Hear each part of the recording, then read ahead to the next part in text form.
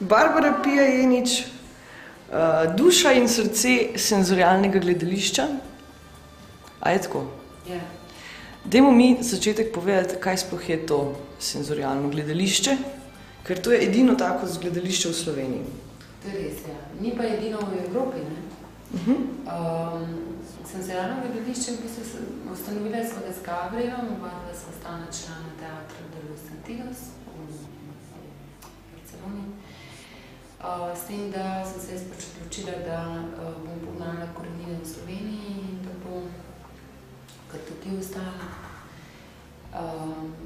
In da bom probala razviti ta jezik oziroma dati to ponudbo na ta širok kulturni trg slovenskih uprizoritvenih umetnosti.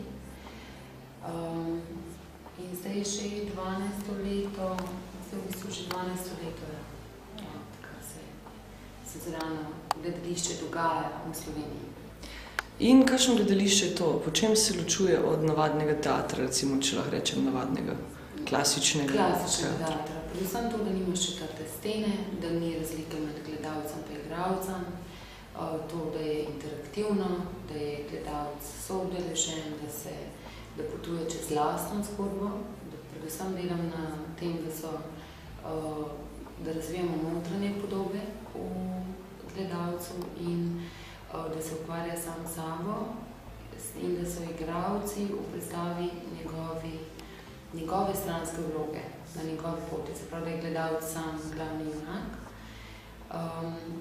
To, da ni četrte stene, pomeni pač, da bi tam nastopal igralec in tukaj gledalec pasivno sedel in opazoval, ampak da je gledalec udeležen in da gre za odnos med igralcem in gledalcem, zato ker gre za interakcijo. To je ena stvar, kar se tiče čisto tehnično odnosa igralec-gledalec. Druga stvar je, kako govorimo zgodbo. Zgodbo ne govorimo s tem, da bi mi narativno pripovedovali o Janku in Metki, naprimer, ampak gre za to, da obiskovalec, ko potuje skozi zgodbo, da mu poskušam skozi ostale čutila, ne samo skozi vizualni delam, skozi ostale čutila, se pravi čez sluh, tip, voh, govoriti zgodbo. Predvsem pritiskati na neke detonatorje spomina, s katerimi se sproža to njegovo nezavedno in spomin, ki odpira njegove notranje zaklade oziroma ki ga lahko, s katerimi v bistvu pritiskamo na neke gumbke, s katerimi se notrni hodniki pri gledalcu odprejo in nam potuje skozi svoje zgodbe, skozi svoj labirint.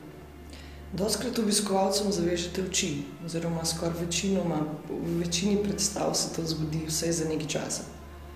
Ja, zadnje 2.05, 2.06, ja, 2.05, 2.06 pa zdaj v 2.08. V bistvu od leta 2.05 sem bolj zaradi same narave tehnične izvedbe.